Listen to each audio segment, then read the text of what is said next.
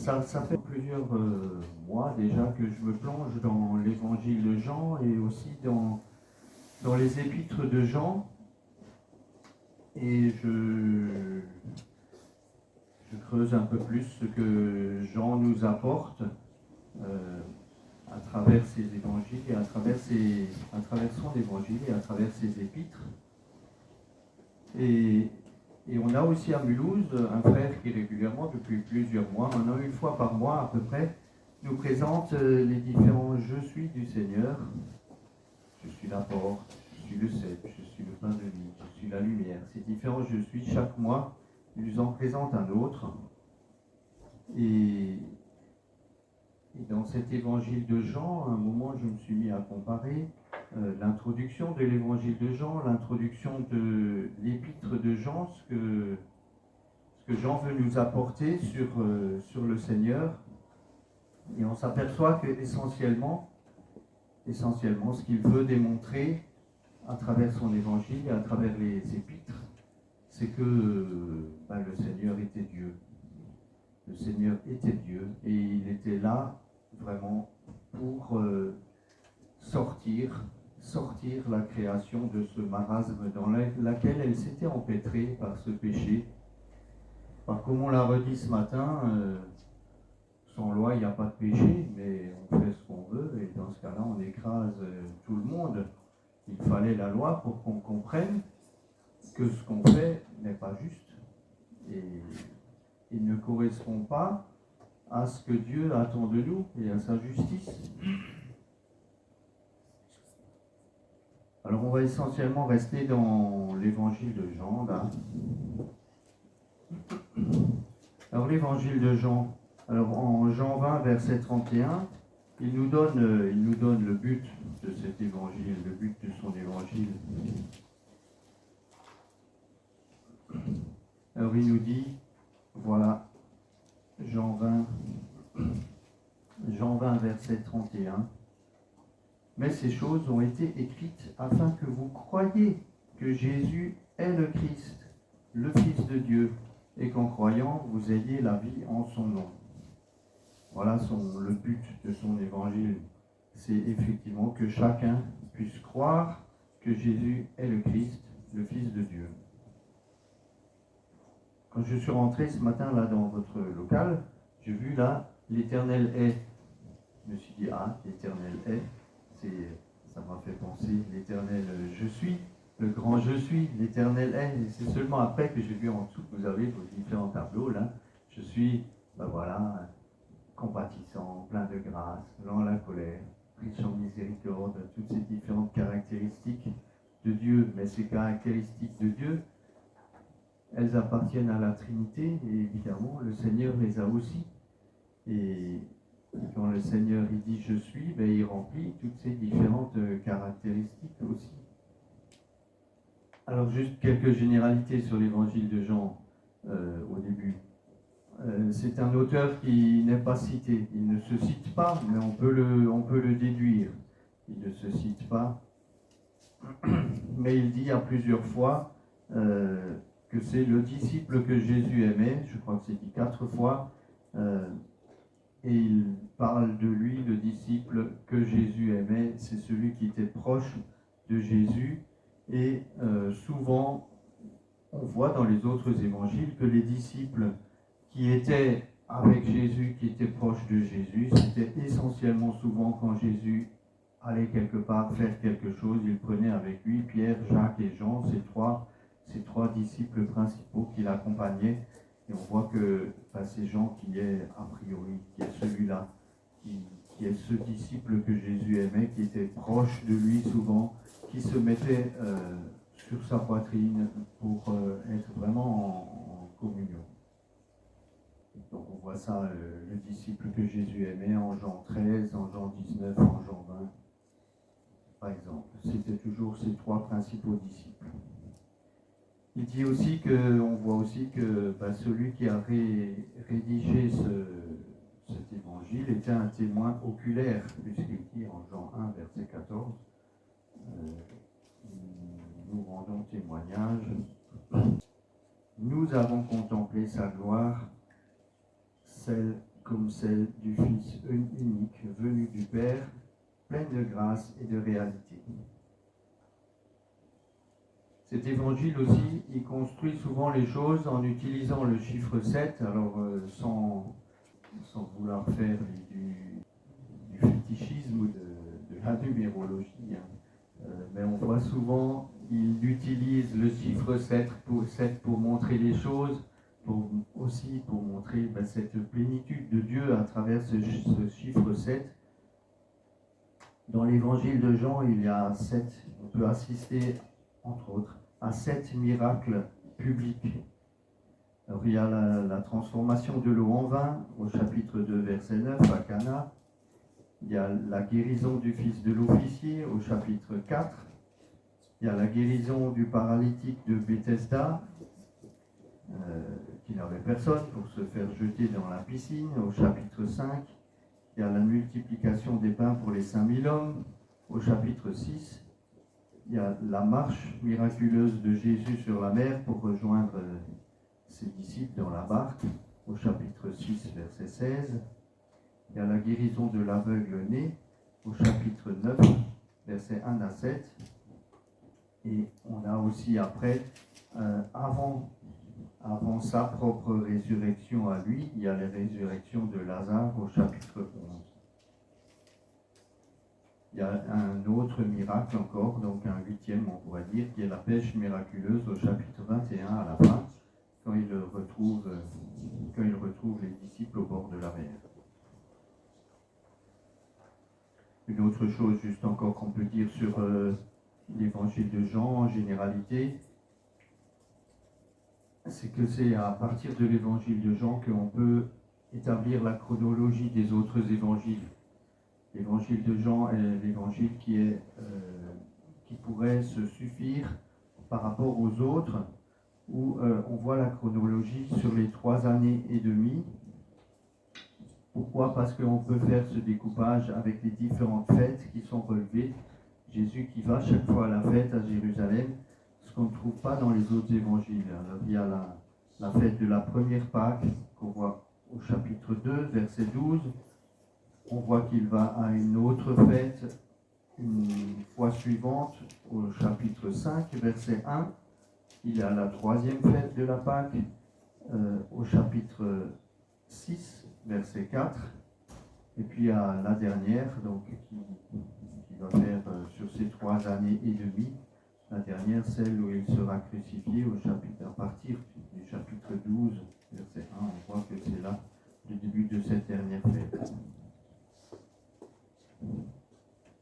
C'est l'évangile aussi, l'évangile, les commentateurs nous disent que c'est celui qui a été rédigé en dernier, quand Jean était apôtre, un peu si on veut dire, quand il exerçait son ministère d'apôtre à Éphèse, et c'est l'évangile qui aurait été rédigé en dernier, un peu juste quelques années avant la destruction de Jérusalem, puisqu'il n'en fait aucune mention.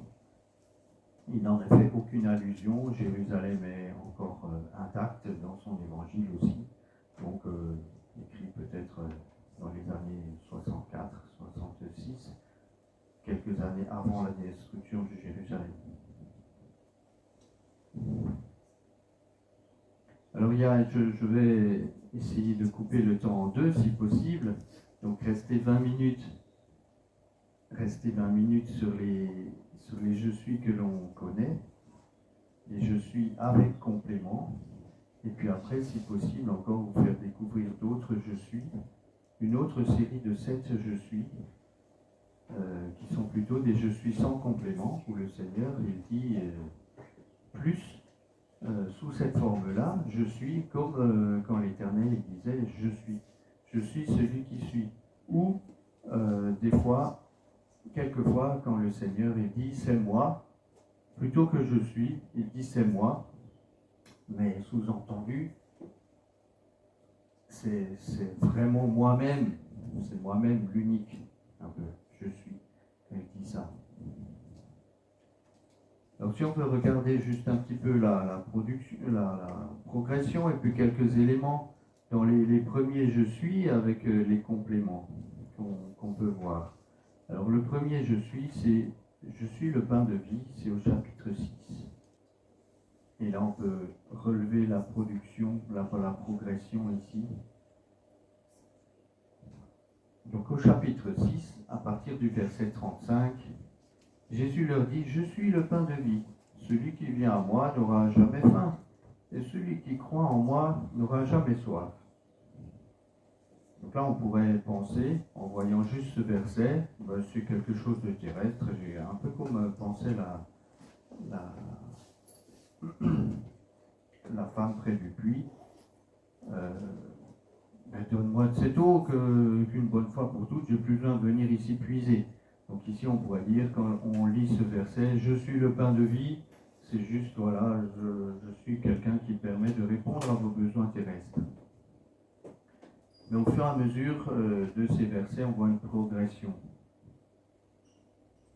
Mais je vous l'ai dit, vous m'avez vu et vous ne croyez pas. Tout ce que le Père me donne viendront à moi, et je ne jetterai pas dehors celui qui vient à moi. Car je suis descendu du ciel, pour faire non ma propre volonté, mais la volonté de celui qui m'a envoyé. Or, voici la volonté de celui qui m'a envoyé, que je ne perde rien de tout ce qu'il m'a donné. Alors, de tout ce qu'il m'a donné, voilà, c'est ces brebis qu'on verra plus loin qu'il pourra sauver, mais que je le ressuscite au dernier jour. La volonté de mon Père, verset 40, que quiconque voit le Fils et croit en lui ait la vie éternelle, et je le ressusciterai au dernier jour. Alors les Juifs murmuraient parce qu'il avait dit « Je suis le pain descendu du ciel ». N'est-ce pas Jésus, le fils de Joseph, celui dont nous connaissons le Père et la Mère? Comment peut-il dire maintenant « Je suis descendu du ciel » ? Et puis après, il y a toute cette présentation, ce qui est écrit dans les prophètes, « Quiconque a entendu le Père vient à moi ».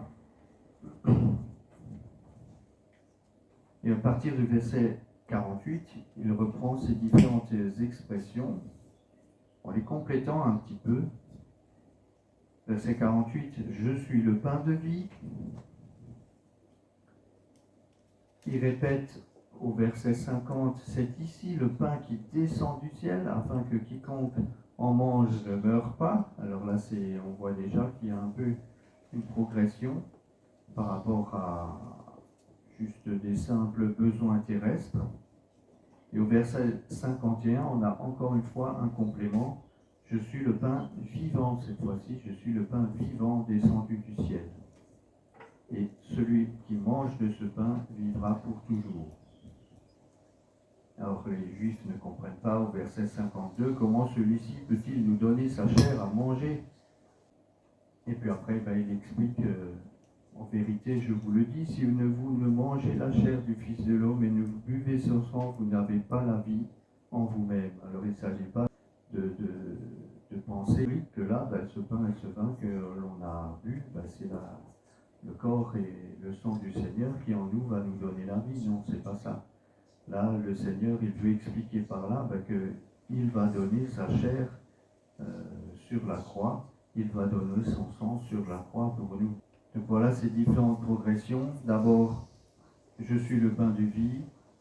Après, je suis descendu du ciel, jusqu'à ce qu'on arrive à cette expression complète, je suis le pain vivant descendu du ciel. On a une petite progression aussi dans le suivant. Donc, cette fois-ci, je suis la porte, en Jean 10.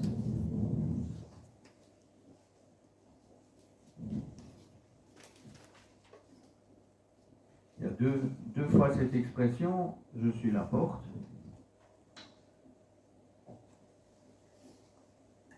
Alors, Jean 10, verset 7, alors Jésus leur dit encore, en vérité, je vous le dis, je suis la porte des brebis. Alors la porte des brebis, celui qui est le berger, qui était la porte, le berger pour compter, vérifier que toutes les brebis soient là, auprès de l'enclos, c'est le berger qui se mettait au passage, qui permettait d'entrer dans l'enclos ou d'en sortir, on pourrait même dire il se mettait à cheval à l'entrée, les brebis passaient sous lui, ça lui permettait de les compter une à une. Une fois qu'elles étaient toutes rentrées, il passait la nuit à l'enclos, en bouchant la porte, il se mettait à dormir en travers sur le passage, et donc les brebis savaient qu'elles étaient en sécurité à l'intérieur. Donc ici on a au verset 7, je suis la porte des brebis. C'est l'image au premier degré, on peut dire, du berger qui s'occupe de faire la protection de son troupeau à l'entrée de l'enclos. La deuxième expression, après, elle est au verset 9. Je suis la porte, mais on n'a plus cette fois-ci, je suis la porte des brebis. On pourrait dire ici, c'est cette fois-ci, je suis la porte avec le grand P. C'est une porte plus générale. On voit donc cette progression entre ces deux expressions. Je suis la porte. Si quelqu'un entre par moi, c'est d'une manière beaucoup plus générale, et là, cette fois-ci, il s'agit de personnes, plus de brebis. Si quelqu'un entre par moi, il sera sauvé. Il entrera et il sortira. Il sera libre, il pourra rentrer et sortir, et il trouvera des pâturages. Voilà. Donc cette fois-ci, qu'est-ce qu'on voit ici à travers du Seigneur? C'est celui qui permet de nous sauver, il nous permet d'entrer et sortir, et c'est celui qui nous permet de trouver de la nourriture dans les pâturages. Dans le même chapitre, juste après, plus loin, il y a cette expression, cette étape supplémentaire. En étant la porte, il est en même temps le berger. Et donc, à partir du verset 11, il nous dit, je suis le bon berger, je suis la porte, mais évidemment, en même temps, le bon berger, celui qui ferme et qui ouvre, mais je suis aussi le bon berger. Et le bon berger qui donne sa vie pour ses brebis. Il y a toute l'explication alors dans le bon berger. Le bon berger dans je suis la porte.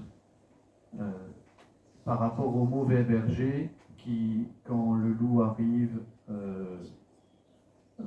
s'enfuit et le loup disperse les brebis. Mais là, il montre que le bon berger, lui, donne sa vie pour ses brebis, est capable de s'interposer.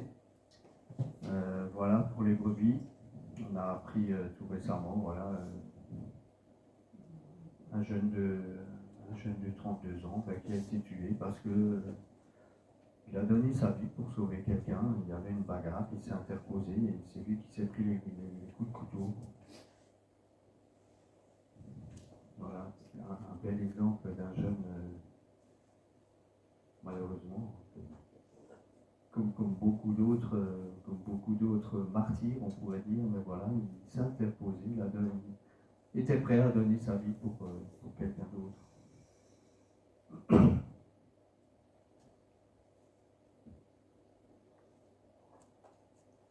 Alors dans le bon berger, la progression qu'on voit dans le bon berger, on peut voir au verset 10, je suis venu afin que les brebis aient la vie. Le Seigneur est venu. Verset 11, donc c'est le bon berger qui donne sa vie pour les brebis. Et on voit après en plus, ce bon berger qui donne sa vie pour ses brebis, ce n'est pas des brebis inconnues. On voit au verset 14, je connais les miens et les miens me connaissent. C'est un bon berger qui en plus connaît ses brebis et qui permet que ses brebis le connaissent. Il y en a un que j'ai sauté, malheureusement, le deuxième.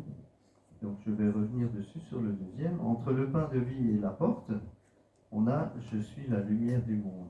Donc ça, c'était au chapitre 8.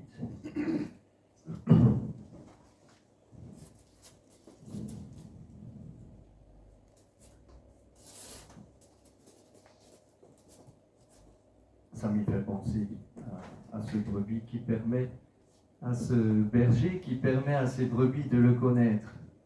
Et le connaître, pourquoi? Parce que le Christ était là pour apporter la lumière. Alors, au chapitre 8, verset 12, Jésus leur parla de nouveau, disant « Je suis la lumière du monde.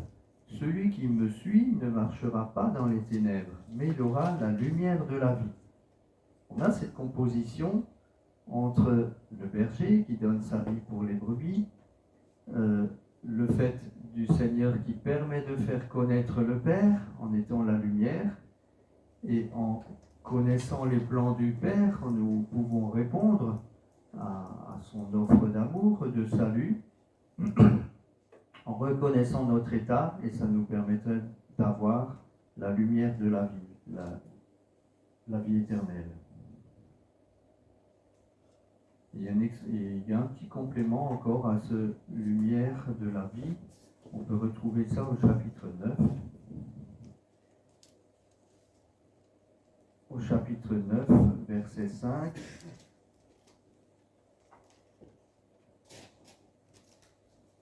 Pendant que je suis dans le monde, je suis la lumière du monde. Je suis la lumière du monde pendant que je suis dans le monde. Et on a cette même expression qui est reprise après encore au chapitre 12.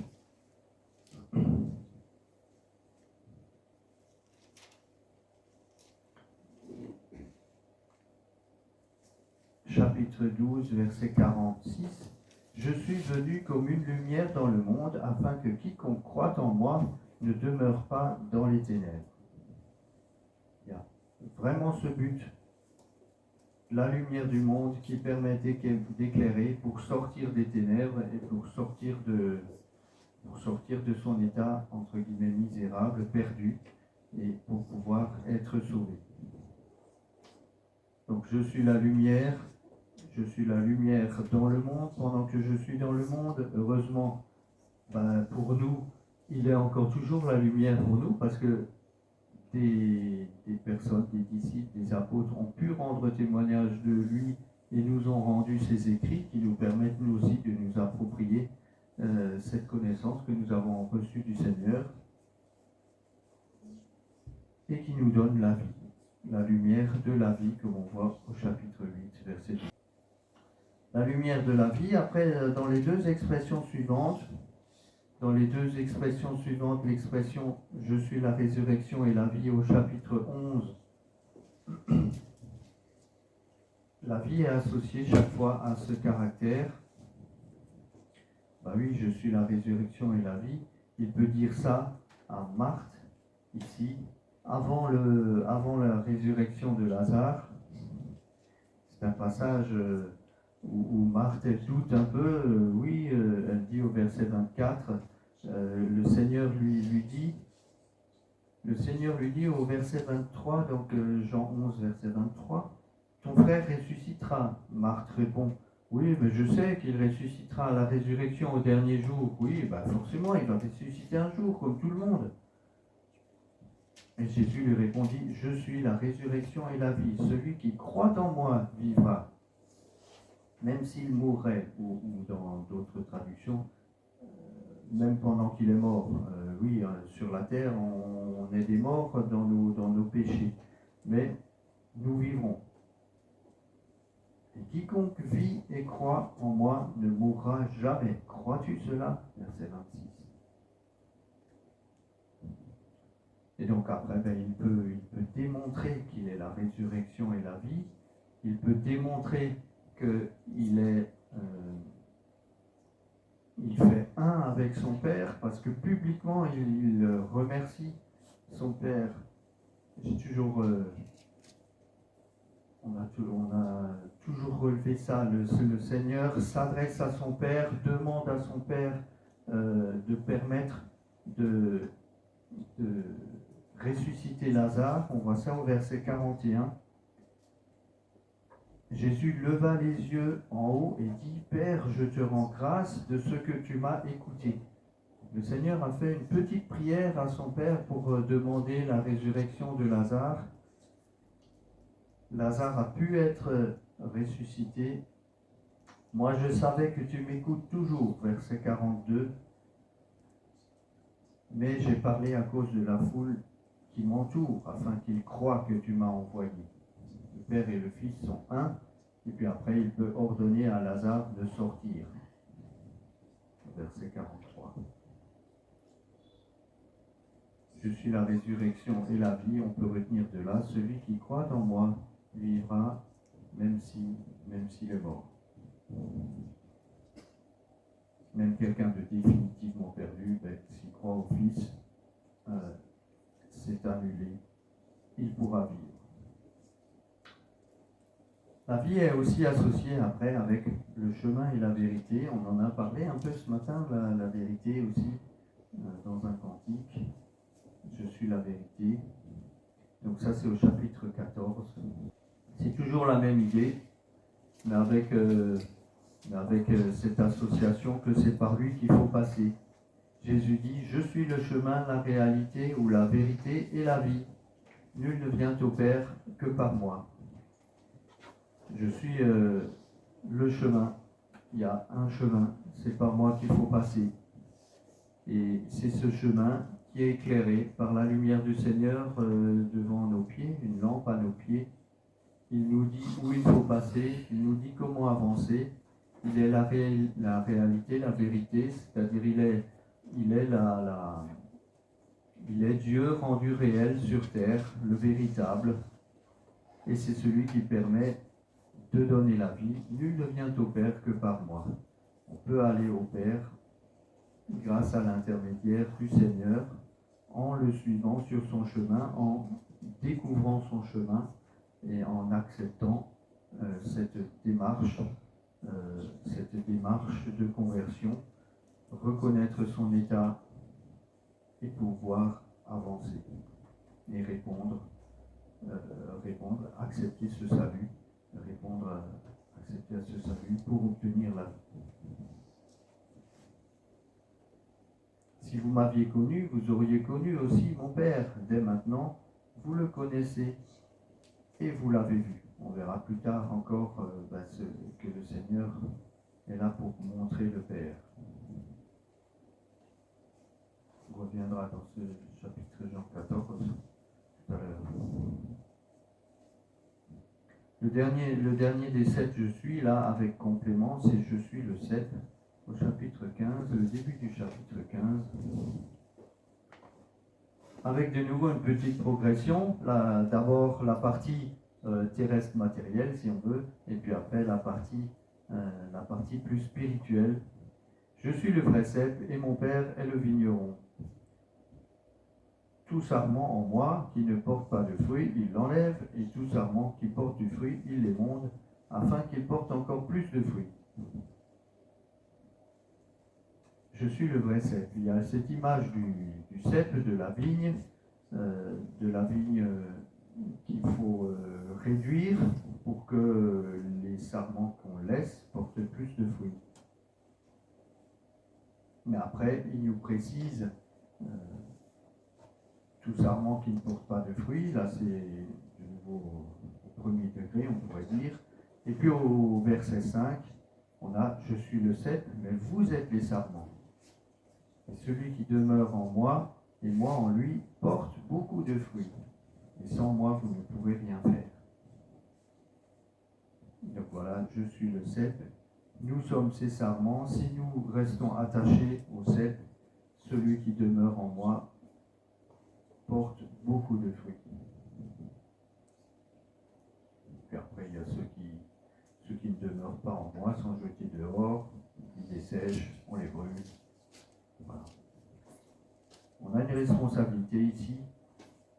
Le Seigneur est le cep, mais nous avons la responsabilité de rester attachés. Il y a un autre je suis, un 8e je suis, mais qui est un peu sous forme de question. C'est quand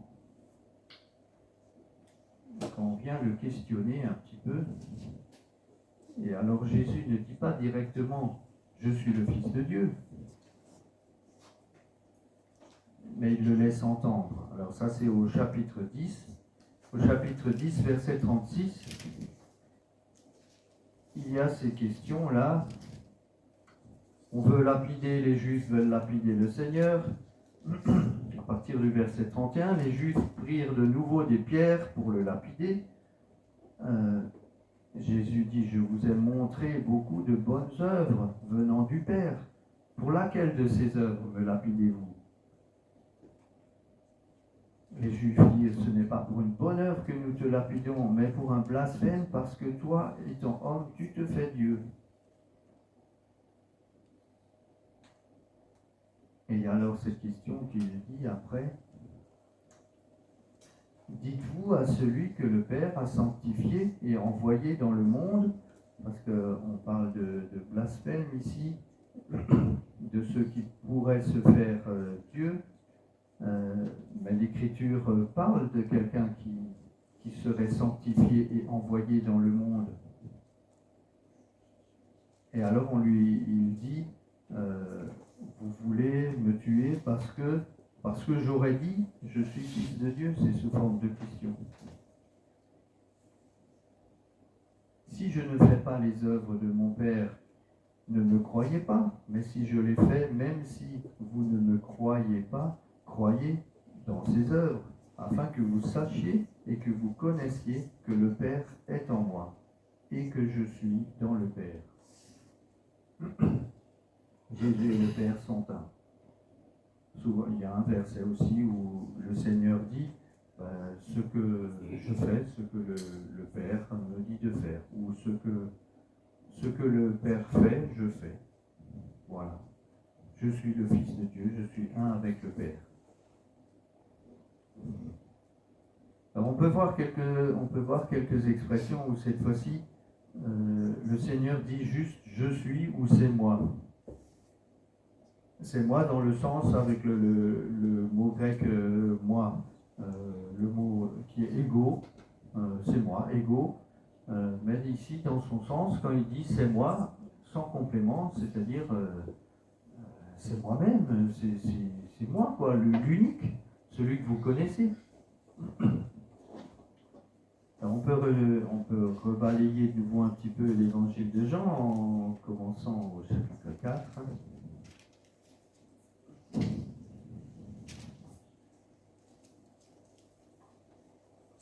Chapitre 4, verset 26.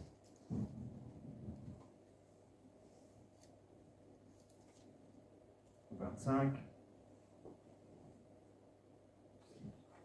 La femme lui dit, donc ici on est sur ce passage que je citais tout à l'heure, cette femme samaritaine près du puits, au verset 15, elle nous dit « Seigneur, donne-moi de cette eau, afin que je n'ai plus soif. » Et au verset 25, elle dit « Je sais que le Messie va venir, celui qui est appelé le Christ. Quand il sera venu, alors lui nous annoncera toutes choses. » Et c'est là que Jésus dit « Je le suis, moi qui te parle. » Alors je le suis quoi? Je suis le Messie, le Christ. Voilà, je suis le Messie, le Christ. Un autre je suis. On peut associer ça avec le Messie. Le Messie, ça veut dire je suis l'envoyé. Le Christ, c'est celui je suis loin. On peut associer ça avec le verset 43 du chapitre 5. J'ai noté.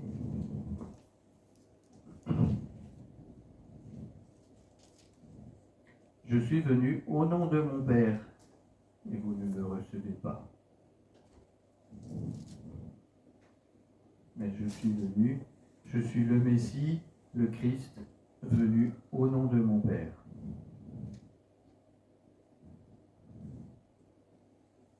Au chapitre 6, verset 20, on a là alors cette expression, cette fois-ci c'est moi, comme je disais tout à l'heure. Alors il y a deux expressions. Il y a l'expression, je peux le dire tout de suite, mais on va progresser au fur et à mesure dedans aussi. Il y a le c'est moi, donc le mot ego, moi, qui veut dire ici employé tout seul, ça veut dire moi-même, celui que vous connaissez, l'unique. Et puis après il y a le mot ime aussi, quand c'est je suis, c'est alors ime qui veut dire être et exister. Je suis celui qui est et qui existe. Avec ce sens, vraiment, je suis celui qui suis, avec ce sens passé, présent, futur. Donc au chapitre 4, tout à l'heure, là, c'était ce mot ime, je le suis, quand il dit je suis le Messie, Appeler le Christ, je le suis, c'est le verbe être, je suis, j'existe. Voilà. Là, c'est moi, au chapitre 6, verset 20. La mer se soulevait parce qu'un grand vent soufflait, au verset 18. Après avoir aimé à environ 25 ou 30 stades, Jésus, marchant sur la mer, s'approchant de la barque, ils eurent peur. Mais il leur dit, c'est moi, n'ayez pas peur.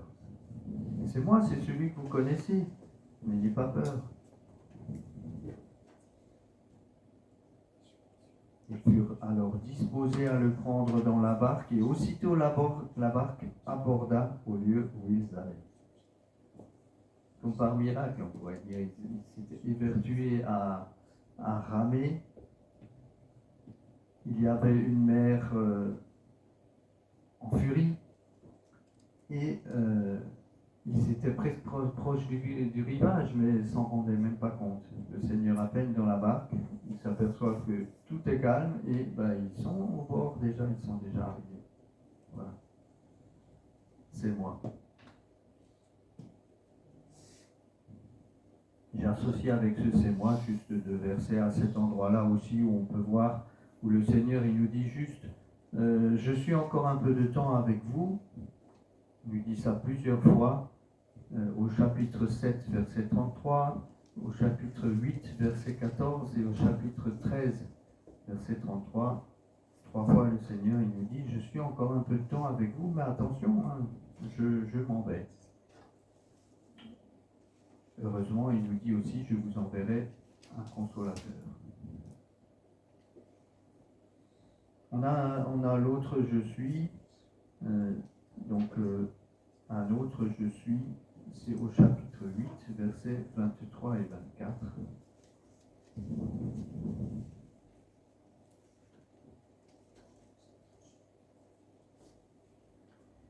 Chapitre 8, versets 23 et 24.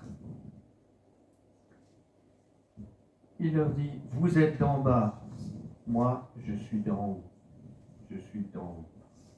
Je suis l'être qui est d'en haut. C'est magnifique cette expression. Vous êtes de ce monde, moi je ne suis pas de ce monde. C'est pourquoi je vous ai dit, vous mourrez dans vos péchés. Car si vous ne croyez pas que je suis, si vous ne croyez pas que je suis l'être éternel, qui existe éternellement, vous mourrez dans vos péchés. Mais qui es-tu? Lui dirent-ils. Jésus leur répondit, absolument ce que je vous dis. C'est une expression qui les fait réfléchir. Il dit, je suis celui qui existe. Et oui, c'est une identification pleine à Dieu. Je suis vraiment Dieu. Il dit, mais c'est pas possible. Il pense, c'est pas possible.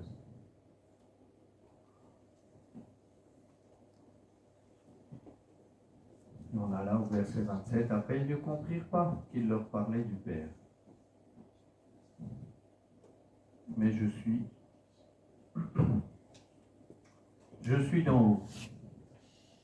Je suis d'en haut. Au verset 26, c'est celui qui m'a envoyé. Il parle de celui qui m'a envoyé, qui est vrai.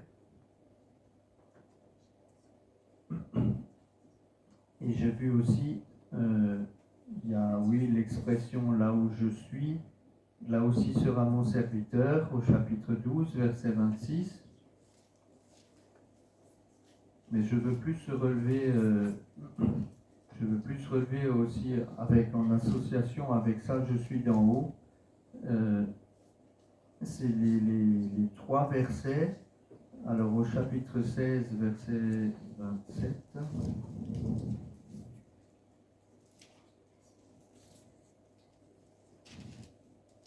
Au chapitre 16, verset 27, là c'est « Vous avez cru que je suis sorti de Dieu. Je suis sorti de Dieu. » Cette expression « Je suis d'en haut », parce que je suis sorti de Dieu. Je viens d'auprès de Dieu. C'est redit dans sa prière à Dieu, au chapitre 17, verset 8, il rappelle ça à Dieu. Car je leur ai donné les paroles que tu m'as données, et ils les ont reçues, et ils ont vraiment reconnu que je suis sorti de toi. Je suis sorti de toi.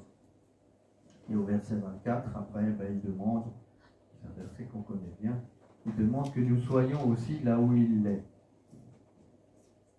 Ce que tu m'as donné, je veux que là où je suis, eux aussi soient avec moi, afin qu'ils contemplent ma gloire que tu m'as donnée. C'est gloire qu'on a, gloire et grâce qu'on a nombreuses fois relevé ce matin pendant les cultes.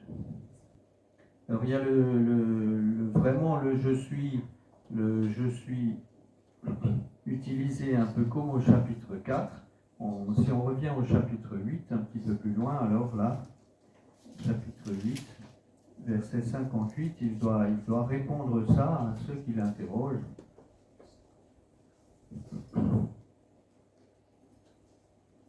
Verset 56, donc le chapitre 8, verset 56, Abraham, votre père, a exulté de joie de ce qu'il verrait mon jour. Et il l'a vu, il s'est réjoui. Les Juifs lui dirent, alors, tu n'as pas encore 50 ans et tu as vu Abraham?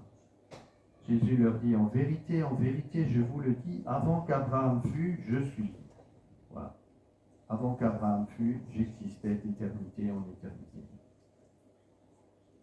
Une nouvelle fois, ils veulent prendre des pierres pour le lapider. Mais Jésus se cacha et sortit du temple. Avant qu'Abraham fût, je suis. Et au verset 55, il leur avait dit, moi je le connais, je connais le Père. Et je connais sa parole. Je le connais et je garde sa parole. Au verset 55. On a un autre je suis. Je suis donc au chapitre 13. À partir du verset 13. Vous m'appelez le Maître et le Seigneur, et vous dites bien, car je le suis. Je suis Maître et Seigneur. C'est le passage ici à propos du lavage des pieds. Comprenez-vous ce que j'ai fait? Je suis Maître et Seigneur. Alors là, le Seigneur, il veut nous apprendre que le Maître est aussi celui qui peut se mettre à disposition des autres. C'est pas le Maître et le Seigneur qui est au-dessus de tout, qui veut tout commander. Non. Il veut nous apprendre aussi à nous le service. Dès au verset 19, il utilise aussi cette expression. Vous croyez que je suis. Dès à présent, je vous le dis, avant que la chose arrive, afin qu'elle arrivera, vous croyez que je suis.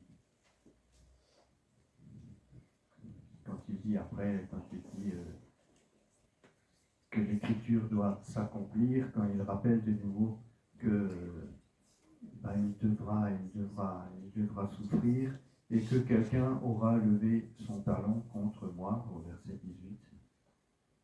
Et il dit que le fait de le voir souffrir à la croix, ça permettra de croire en lui que finalement il était Dieu, je suis.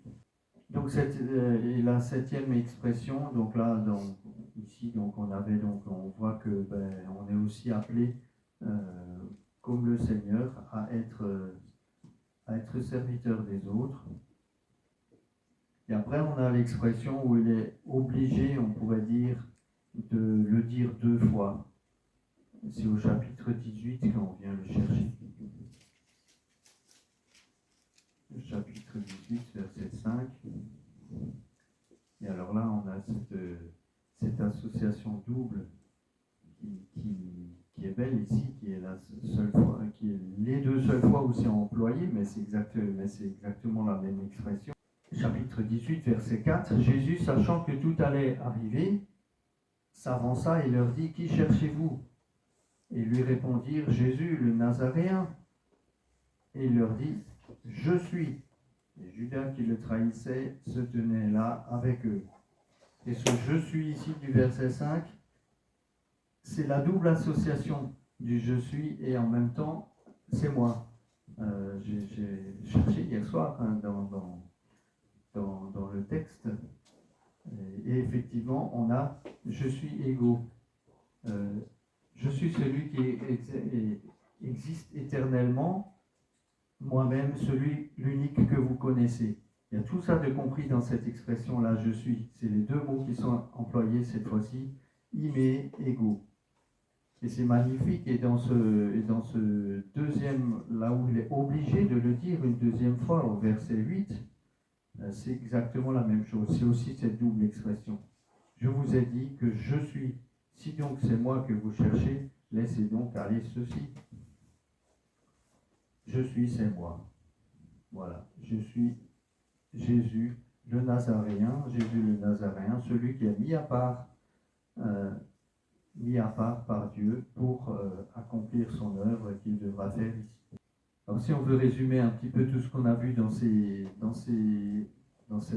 deuxième lot de sept je suis sans complément, ou alors avec ces je suis sans complément, j'ai noté des je suis avec sous-entendu. Je suis le Messie qui est appelé le Christ. Je suis venu au nom de mon Père. C'est moi l'unique que vous connaissez. Je suis un peu de temps avec vous, mais vous serez avec moi. Je suis venu d'en haut. Je suis celui que le Seigneur a envoyé. Je suis dans le Père. Je suis sorti d'auprès de Dieu. Je suis de Dieu. On voit encore, je suis d'éternité. Quand il dit avant qu'Abraham fût, je suis. Je connais le Père, je garde sa parole. Je suis maître et Seigneur, et je suis Jésus le Nazaréen. Voilà ce qu'on peut tirer de ces autres je suis. Que ça nous permette de contempler ces différents éléments, d'y penser, de savoir que, Jean, il a vraiment voulu relever dans son évangile la grandeur du Seigneur, sa divinité, pour que la seule chose que nous puissions faire, c'est comme il le dit au chapitre 20, ce que j'ai lu au début, c'est que on ne puisse que croire. Ce qu'on peut voir, ce qu'on peut tirer ici de l'évangile de Jean sur le Seigneur.